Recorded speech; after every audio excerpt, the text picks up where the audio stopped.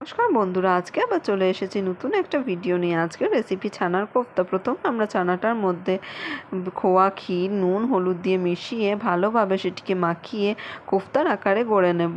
গড়ে নেবার পরে আমরা সেটিকে সাদা তেলে ও ঘি দিয়ে ভালোভাবে লাল লাল করে ভেজে নেব।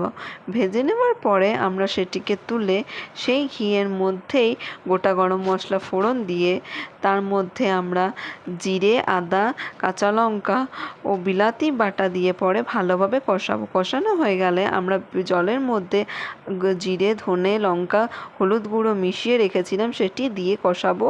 কষানো হয়ে গেলে আমরা নুন দিয়ে তার মধ্যে পোস্ত চারমগজ ও কাজু বাটা দিয়ে একটু জল মিশিয়ে তাকে ফুটিয়ে পরে কোফতাগুলোকে দিয়ে দেব।